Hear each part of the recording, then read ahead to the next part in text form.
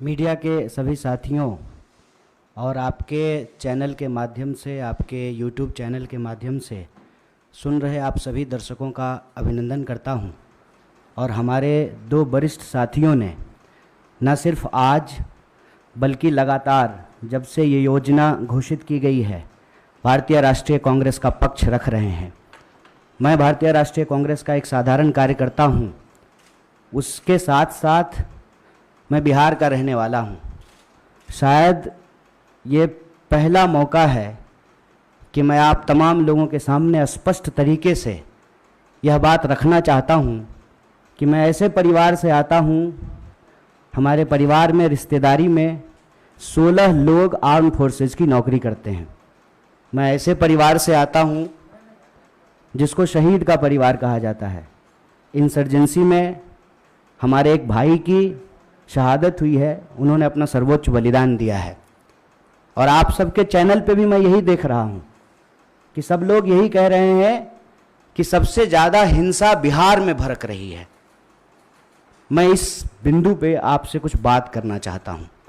पहली बात तो ये कि हम लोग मार्केटिंग नहीं करना जानते हैं। हमको लगता है कि सेना का, देश के सर्वोच्च सम्मान का, ये मार्केटिंग करने का चीज़ नहीं है। लेकिन आप एक एक मंत्रियों का बयान सुन करके देख लीजिए। जो लोग अग्निपथ योजना का फायदा गिना रहे हैं, ऐसा लग रहा है कि कोई चीज वो बेचने की कोशिश कर रहे हैं। जैसे सेल्समैन की भाषा होती है ना, वाह मेगा बम्पर ऑफर चल रहा है, आपको 20 लाख रुपया भी मिल जाएगा, 4 साल में आप रिटायर भी हो जाएंगे, फिर आपको रिजर्वेशन भी मिल जाएगा। इस भाषा की मानसिकता को समझने का प्रयास कीजिए। ऐसा लगता है कि रेलवे स्टेशन के बाहर कोई चूहा मारने की दवा बेच रहा हो। साहब, आप मंत्री हैं, आप सबसे पहले देश की जनता को यह बताइए कि इस योजना की जरूरत क्या है। हर साल जब 50,000 से ज्यादा भर्तियां और नियमित भर्तियां, जिसमें टीए भी है, डीए भी है, पेंशन भी है, सेंट्रल स्कूल में एडमिशन का भी प्रावधान है, रेलवे का भी टिकट मिलेगा, हवाई जहाज का भी टिकट मिलेगा, और अगर सर्वोच्च बलिदान आप देते हैं, आपको शहादत होती है, तो आपके परिवार का भी ख्याल रखा जाएगा। इन तमाम बातों को छोड़ करके मंत्री कह रहे हैं कि आपको 20 लाख रुपया मिल जाएगा इस उम्र में। यह वही भाषा नहीं है कि प्रधानमंत्री जी बोले थे कि काला धन वापस आ जाएगा तो आपके खाते में 15 लाख रुपया मिल जाएगा। मिल गया क्या 15 लाख रुपया? जिस खाते में 15 लाख रुपया मिलने वाला था ना, उसी खाते में 20 लाख रुपया भी मिलेगा। इस मानसिकता को समझने की जरूरत है और इसीलिए हम लोग इस योजना की जरूरत पे सवाल उठा रहे हैं। जब देश में एक नियमित भर्ती प्रक्रिया है, 2014 में देश बना है, उससे पहले क्या आर्मी में लोग बहाल नहीं होते थे? क्या हमारे पास जो एक प्रक्रिया नहीं थी, उस प्रक्रिया को खत्म करने का कारण क्या है? तब सरकार के कुछ दावे बताए जा रहे हैं। दावा क्या है? दावा यह है कि हम चाहते हैं कि हमारे देश के नौजवानों को रोजगार मिले। ये तो आप चाह रहे हैं, ये आप वादा भी कर चुके हैं कि हर साल आप 2 करोड़ नौकरी देंगे। उस 2 करोड़ नौकरी को छोड़ करके पीएमओ ने अभी ट्वीट किया कि हम 10 लाख रोजगार देंगे। साहब, अगर आप रोजगार देने के लिए सीरियस होते, 28 लाख पोस्ट जो हैं वो सिर्फ सेंट्रल गवर्नमेंट में रिक्त पड़ा हुआ है। और आप स्टेट गवर्नमेंट में जाकर के देख लीजिए, भर्तियां नहीं की जा रही है। हकीकत क्या है? हकीकत यह है कि ये असली बात देश की जनता से छुपाना चाहते हैं। असली बात क्या है?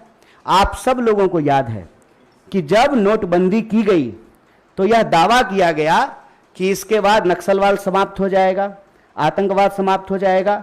कल ही जो है एक सब इंस्पेक्टर की फिर से टारगेटिंग किलिंग की गई है। नक्सलवाद की घटनाएं हो रही हैं, आतंकवादी घटनाएं लगातार हो रही हैं। अगर नोटबंदी करने के बाद आतंकवाद समाप्त हो जाता तो पुलवामा की घटना कौन करके गया है? कैसे पुलवामा की घटना हुई है? तो ये दावा करते हैं। जब उस दावे का आप पड़ताल करेंगे तो आपके ऊपर ही आरोप लगाना शुरू कर देंगे। एक व्हाट्सएप मैसेज घूम रहा है जिसमें कहा जा रहा है कि जिस भी योजना का कांग्रेस विरोध कर रही हो, ऐसा आप मान लीजिए कि वो योजना सही है। कांग्रेस के विरोध करने से आप चलते हैं? आप सत्ता में बैठे हुए मोदी जी, आपके ऊपर देश की जनता ने भरोसा किया है। विपक्ष के भड़काने से लोग भड़क जाते, विपक्ष की कही हुई बात लोग मान लेते तो प्रधानमंत्री मोदी जी होते। इस देश के लोगों ने मोदी जी के ऊपर भरोसा किया। और मैं याद दिलाना चाहता हूं कि ये वही नौजवान हैं, ये उस वक्त हिंसा नहीं किए जब इनके माँ बाप हजारों किलोमीटर पैदल चल करके अपने घर गए। ये वही नौजवान हैं, ये तब भी हिंसा नहीं किए जब उनके परिवार को ऑक्सीजन नहीं मिल रहा था और वो तरप तरप करके जान दे रहे थे। ये तब भी हिंसा नहीं किए जब आपने हर साल 2 करोड़ नौकरी नहीं दी। मैं देश की सरकार से, भारतीय राष्ट्रीय कांग्रेस की तरफ से यह अपील करना चाहता हूं कि ये कोना कोना कौन कोना सोतली पुतो कोना खेलना बंद कीजिए। आप हकीकत में बताइए कि रियलिटी क्या है। क्या आपने विपक्ष को पूछा? आपने विपक्ष को पूछा कि हम कोई योजना ला रहे हैं? आपने कोई पार्लियामेंट्री कमेटी की मीटिंग की?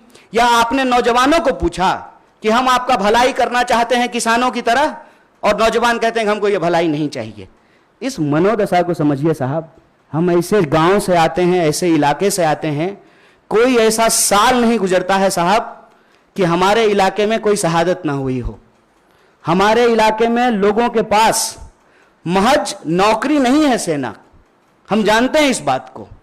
जब किसी परिवार में किसी बच्चे को सेना की नौकरी मिलती है, पूरे इलाके में उनका सम्मान होता है। और दुख के साथ साथ जब एक पार्थिव शरीर गांव आता है, आंखों में आंसू होने के बावजूद उस इलाके का सीना गर्व से चौड़ा हो जाता है कि हमारे बच्चे ने जो है देश के लिए सर्वोच्च सम्मान दिया है। सेना का सवाल देश की सुरक्षा का सवाल है, आप इसको मजाक मत बनाइए। और एक बात हमारे साथी भी कह रहे हैं, आप तमाम मीडिया लोग भी इसको बोल रहे हैं कि उसमें से 25% लोगों को, साहब 25% नहीं, अप टू 25%, ध्यान रखिएगा, यह है सेल्समैन मेगा बम्पर ऑफर की मानसिकता। अप टू 25% क्या होता है? मतलब 25% की भी गारंटी नहीं है। यह मत समझिए आप कि उसमें से एक को दे ही देंगे नौकरी। बहुत चालाकी से टर्म्स एंड कंडीशन लिख दिया है, अप टू 25%। और इसमें यह कितना गंभीर है, इस गंभीरता का आप अंदाजा लगाइए कि अभी आए हुए 3 दिन हुए हैं घोषणा किए हुए, 2 मेजर अमेंडमेंट हो चुका है, और जो फायदा गिनाए जा रहे हैं वो फायदा तो पहले से है। सेना में, आर्म फोर्सेस में, पैरामिलिट्री में भर्ती होने की मैक्सिमम आयु 25 वर्ष है। 25 वर्ष से ज्यादा में तो आप बहाल ही नहीं हो सकते हैं। उसके बाद अलग अलग रैंक पे आप कितना समय तक सेवा देंगे वो पहले से निर्धारित है। और जो लोग आर्मी की नौकरी समाप्त करके, सेवा समाप्त करके आते हैं, उनको अन्य जगहों पे सुविधाएं दी जाती है। भूतपूर्व सैनिकों को सुविधाएं दी जाती है, भूतपूर्व सैनिकों के परिवारों को सुविधाएं दी जाती है। और आप में से बहुत सारे लोग, मैं बहुत साधारण बात करता हूं, मुझे लंबी चौड़ी बात करनी नहीं आती है, क्योंकि कहते हैं जाके पैर में फटे विवाई, वो का जाने पीड़ पड़ाई। हमको पता है कि आर्मी में कौन लोग जाते हैं। गृह मंत्री का बेटा आर्मी में नहीं जाएगा, वो बीसीसीआई का सेक्रेटरी बनेगा। हमको पता है कि वहां पे सेवा करने वाले कौन लोग होते हैं, गरीब किसान मजदूर के बच्चे होते हैं। कोई नेता का बाल बच्चा आर्मी में नहीं जाता है। जाता है, प्रधानमंत्री भी जाते हैं फोटो खिंचवाने के लिए। फोटो खिंचवाने के लिए वर्दी पहनना एक बात होता है, देश की भक्ति के लिए, सर्वोच्च सम्मान के लिए वर्दी पहनना दूसरी बात होती है। दीपावली में जाकर के मिठाई बांट देंगे, उसके बाद आकर के अग्निपथ योजना ला करके देश की जवानों का दिवाला निकाल देंगे। अग्निपथ योजना इस देश के नौजवानों को अग्नि में झोंकने की योजना है। इस योजना को सरकार को तुरंत वापस लेना चाहिए। और ये जो लॉलीपॉप वाली भाषा है ना, इस लॉलीपॉप की भाषाओं को बंद करना चाहिए। और जहां तक बिहार में हिंसा का सवाल है, सीधा सा एक कारण समझ लीजिए, ये नौजवान ना किसी के द्वारा लाए गए हैं, ना किसी के द्वारा बुलाए गए हैं। आप तमाम प्रबुद्ध पत्रकार यहां बैठे हुए हैं, कोई ऑर्गेनाइज्ड आंदोलन होता है, उसका स्वरूप अलग होता है। हम लोग 3 दिन से नहीं डिटेन हो रहे हैं यहां पे, हमारा ऑफिस छावनी नहीं बना हुआ है। हम लोग आते हैं, पुलिस पकड़ करके हमको ले जाती है, कोई हिंसा नहीं होती है, कुछ भी नहीं होता है। उसमें हिंसा क्यों हुआ है? क्योंकि वहां नौजवानों का सब्र जो है पानी सर से ऊपर चला गया है। और एक बात और जान लीजिए, जो हमारा बेरोजगारी दर है देश का, बिहार का बेरोजगारी दर डबल है साहब। जहां के मजदूर बिहार का मजदूर जाता है ना हरियाणा और पंजाब में धान काटने के लिए, बिहार के ही लोग आते हैं ना दिल्ली में काम करने के लिए, बिहार के ही लोग जाते हैं ना महाराष्ट्र में काम करने के लिए। जहां एम्प्लॉयमेंट नहीं है। नमस्कार, मैं हूं मानक गुप्ता।